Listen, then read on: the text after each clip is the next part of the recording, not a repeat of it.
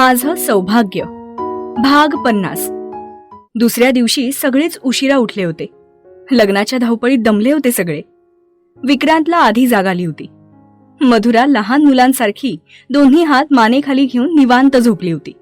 इतके दिवस तिची भयंकर धावपळ झाली होती.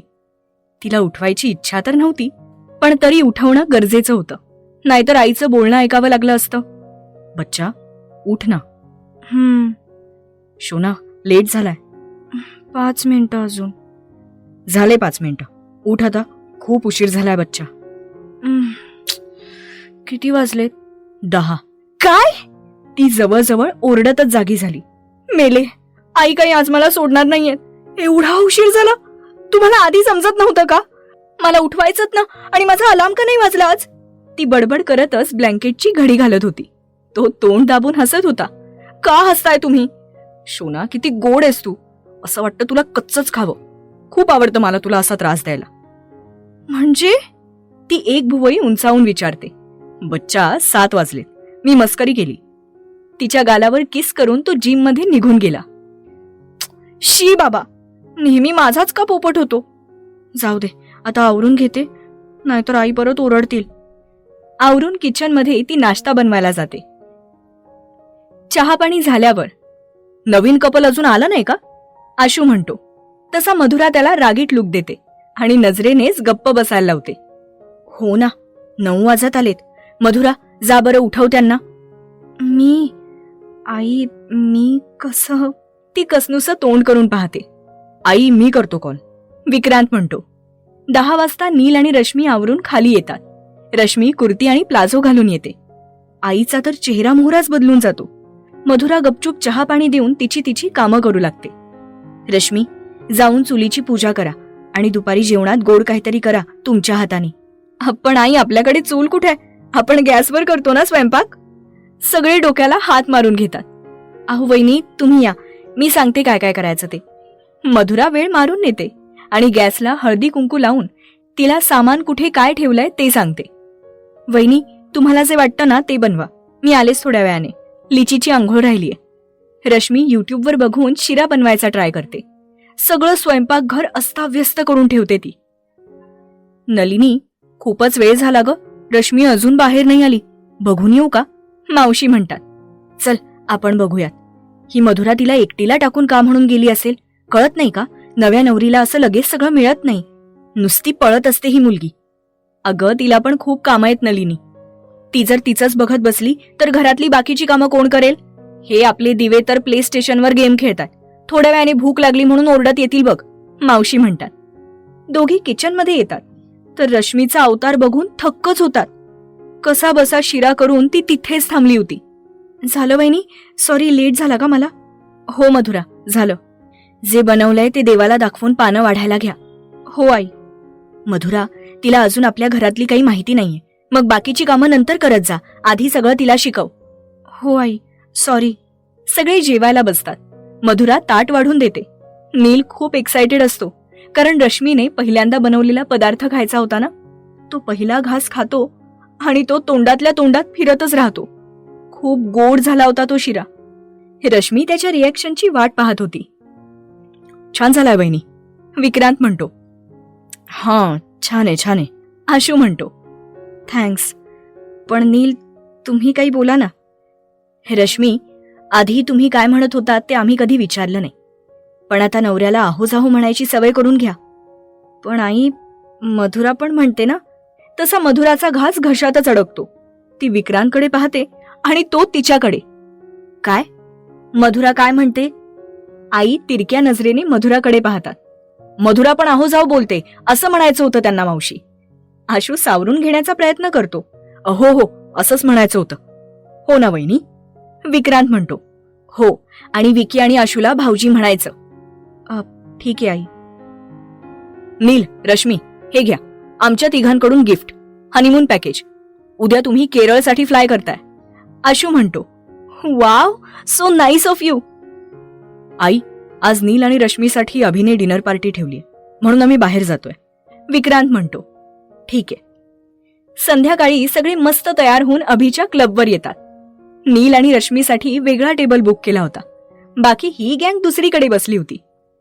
मला हे सांगा, रात्री नीलदाच्या बेडरूम मध्ये काय केलं तुम्ही? मधुरा म्हणाली. का? कोणी काही बोललं का? अवीने विचारलं. नाही म्हणजे नीलदा सकाळी वहिनींना म्हणत होते, तुझा मूड नीट कर, अशी मस्ती कॉमन आहे. बच्चा, तू जास्त डोक्याला ताण देऊ नकोस. We were just kidding. पण विक्रांत, मला नाही वाटत की त्यांना ते आवडलं. रश्मी वहिनींचं नेचर नाहीये असं. मी, अवी, प्राजू, अभि आम्ही एकत्र मोठे झालोय आणि सेम तुम्ही तिघही, म्हणून आपण हक्काने मजाक करू शकतो. पण त्यांच्या आणि आपल्या विचारात फरक आहे. प्लीज असं नका करू ज्याने नीलदाला प्रॉब्लेम होईल. बच्चा, तू ओव्हर रिॲक्ट करतेस. Neel can handle any situation very well. Vikya, बरोबर आहे तिचं. सकाळी बघितलं ना, त्यांच्यामुळे तुम्हालाही प्रॉब्लेम झाला असता, आशू म्हणाला. ओके, गेली ती बोलून, पण म्हणून तिला जज करणं. बच्चा, लग्नाला 48 तासही नाही झालेत आणि तू कंप्लेंट करणं स्टार्ट करतेस. त्यांना ऍडजस्ट व्हायला वेळ लागेल ना. तूही मागे असंच काहीसं म्हणाली होतीस की नाही? हो विक्रांत, पण मग बास. ठीक आहे गाईज, बास आता. हे डिस्कशन इकडेच संपवा. Let them enjoy themselves and we will rock the floor. चलो चेंज द टॉपिक, प्राजू म्हणाली. मी आले रेस्टरूमला जाऊन. सगळे मस्त नाचायला जातात. मधुरा वॉशरूम मध्ये चेहरा वॉश करते. विक्रांत तिच्याशी हार्शली बोलला होता, म्हणून ती कोणत्याही क्षणी रडेल असंच वाटत होतं. त्यामुळेच ती पळून आली होती वॉशरूम मध्ये. ती बाहेर आली तर विक्रांत समोर उभा होता.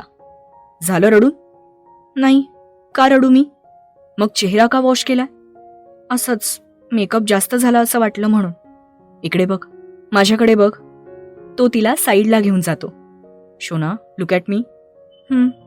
रागावलीस? नाही. मग इतकं तुटक का बोलतीयस? मी खरंच कंप्लेंट करते असं वाटतं का तुम्हाला? नाही, तसं नाही, पण नाही आवडलं मला. रश्मीला वेळ द्यायला पाहिजे हे म्हणतोय मी. ती नवीन आहे. लगेच एखादी गंमत नाही आवडली म्हणून तिच्यापासून लांब राहायचं हे नाही पटत मला. तिला पण आपल्याला समजायला वेळ लागेलच ना. अगं, तू केलंस लगेच ऍक्सेप्ट, पण म्हणून तिने करावं हे चुकीचं आहे. तू थोडं अजून ऍडजस्ट कर. आधी जसं सगळं करत होतीस ना, तसंच आताही कर. रश्मीचे कुकिंग स्किल्स तर आपण बघितलेत सकाळी, त्यामुळे तुलाच सगळं करावं लागेल. आणि हे लगेच रडूबाईसारखं रडत जाऊ नकोस. किती वेळा सांगितलंय, तरी तू तशीच का वागतेस ग? मग तुम्ही मला सगळ्यांसमोर किती हार्श बोललात. ती अजूनच रडकुंडीला आली होती. इकडे बघ. सॉरी. खरंच मधुरा, मला ना समजतच नाही तुझ्यासोबत कसं वागावं. म्हणजे थोडं कमी जास्त बोललो की तू तुझं हत्यार काढतेस हे रडण्याचं. काय? हो मग काय. तुला माहितीये तू रडलीस की मी पुढे काही बोलत नाही, म्हणून करतेस ना मुद्दाम माझा गैरफायदा घ्यायला. तो तिचा मूड डायव्हर्ट करत होता. मी घेते गैरफायदा? How mean you are. मी किती लहान, शांत, समजूतदार, गोड आहे. नशीब तुमचं की तुम्हाला माझ्यासारखी बायको मिळाली, जिला तुम्ही कितीही वेळा रागावता तरी मी काही बोलत नाही. चुपचाप शहाण्या स्टुडंट सारखं सगळं फॉलो करते, जे तुम्ही बोलता ते सगळं. तो ओठ दाबून हसत होता. खरंय तुझं, तू आहेस म्हणून तर, नाहीतर माझं काय झालं असतं देवच जाणे. मग काय, कौतुक करायचं लांबच राहिलं, नुसते मला शिकवत असता. किती स्वीट आहे मी, सगळे लग्नात म्हणत होते.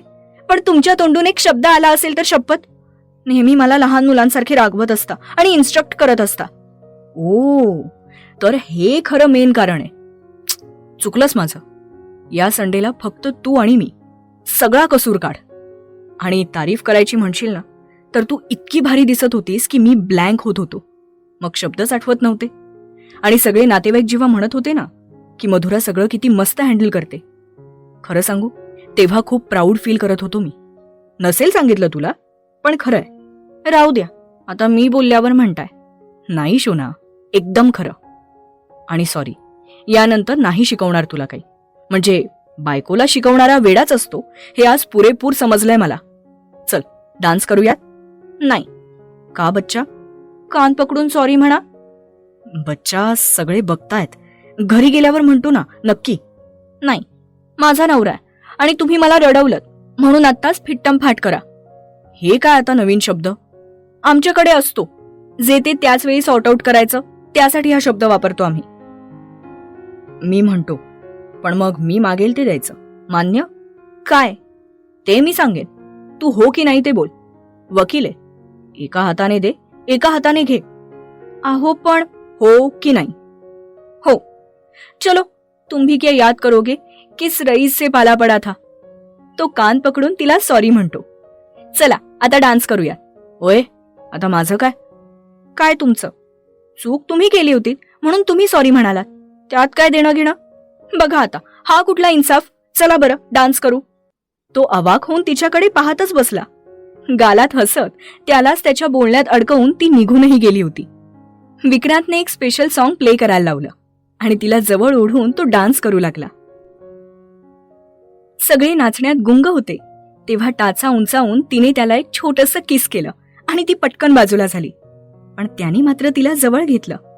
सगळे एन्जॉय करून लेट नाईट घरी आले. दुसऱ्या दिवशी रश्मी आणि नील केरळला निघून गेले आणि आशू आणि विक्रांतनी ऑफिस जॉईन केलं. मधुराचे एक्झाम्स जवळ आले होते म्हणून तीही अभ्यासाला लागली.